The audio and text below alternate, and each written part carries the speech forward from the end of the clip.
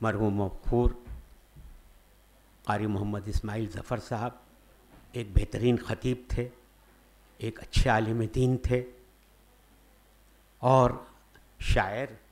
बहुत सारी खूबियाँ उनमें थी, लेकिन मैं सिर्फ़ अपने कुछ ज़ाती ताल्लुकात के बिना पर ये कहना चाहता हूँ कि वो एक तहरीकी शख्सियत भी थे। उन्होंने एक मूवमेंट में भी हिस्सा लिया। 85 की बात है, कलकत्ते में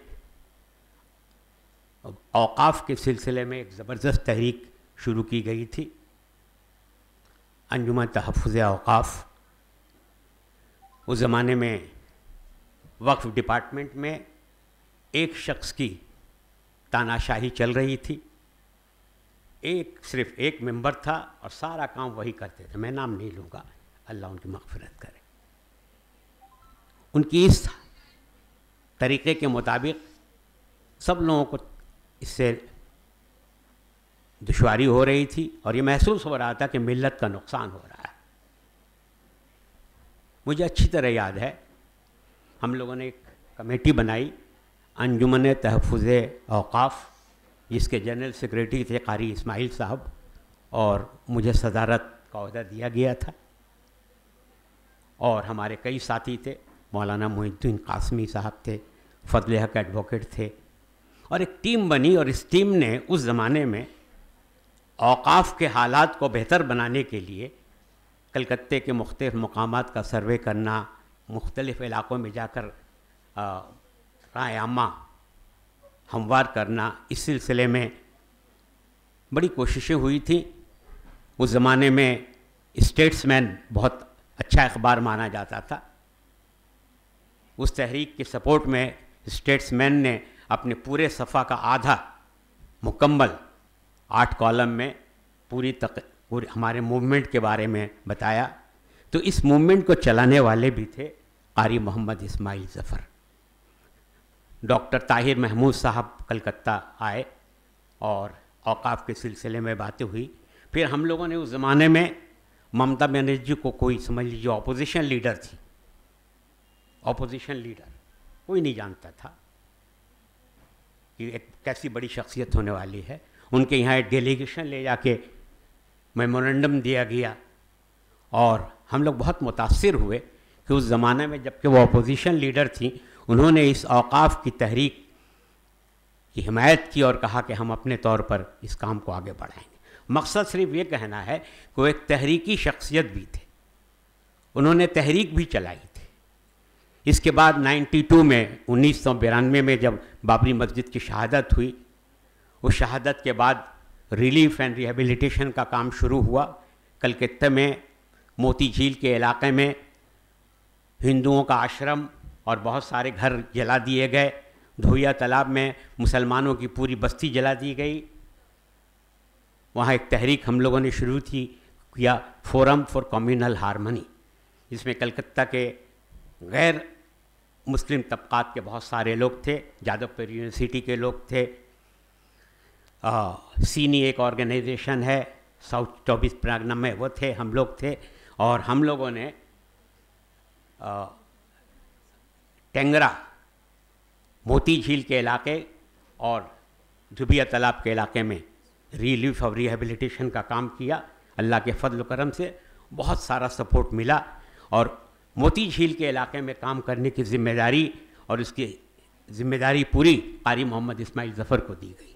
और मैं मटिया बुरुज के इलाके में हिंदुओं का मकान वगैरह जलाया गया था, उस इलाके में मैंने अपनी ज़िम्मेदारी ली। तो कहने का मकसद सिर्फ ये है कि वो एक तहरीकी शख्सियत भी थे और उन्होंने बहुत सारी तहरीकों में हिस्सा लिया। ख़तीब की हैसियत से तो उनका जवाब ही नहीं है। मुझे याद है सिर्फ ये वाक़या बताने के लिए कि उनकी एक तहरीक आयकर भवन में ऑडिटोरियम में जलसा सीरत के नाम से एक जलसा किया गया था इनकम टैक्स डिपार्टमेंट में, क्योंकि मैं उसी डिपार्टमेंट में काम करता था। उस डिपार्टमेंट में क़ारी मोहम्मद इस्माइल ज़फ़र साहब एक ख़तीब की हैसियत से, एक मुक़र्रिर की हैसियत से वहाँ मौजूद थे। आप यकीन मान लीजिए, तमाम कमिश्नर ऑफ इनकम टैक्स वहाँ थे, वहाँ के लोग थे, गैर मुस्लिम ज़्यादा थे, लेकिन उनकी तकरीर, उनका अंदाज़ बहुत ही मुहब्बाना अंदाज में, बहुत ही मामूली तरीके से बात करना, गरज और ज़ोर शोर से ज़बरदस्त जोशीली तकरीर नहीं, सीधी सादी बात में लोगों को बताना, उर्दू ज़ुबान में बताना, और मैंने उसका कुछ तर्जुमा अंग्रेज़ी में कर दिया वहाँ। और यकीन मानिए देवर ऑल, तमाम लोगों ने अप्रिशिएट किया उनकी बात के सिलसिले में वहाँ किया। उस किस्म के जलसे में भी वो रहा करते थे।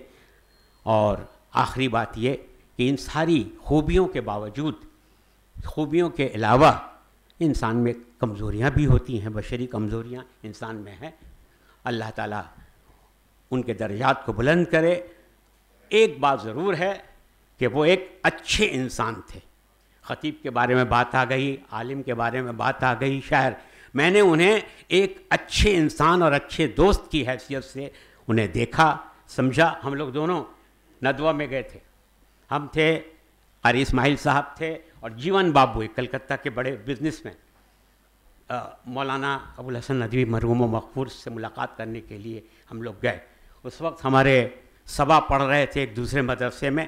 पहले हम लोग वहाँ गए, फिर वहाँ से लखनऊ गए, नदवा में गए, और नदवा में असर की नमाज के बाद बगल वाले एक छोटे से मैदान में चारों तरफ कुर्सियाँ बिछाई गईं, वहाँ हम लोग बैठे, बैठ के बातचीत हुई।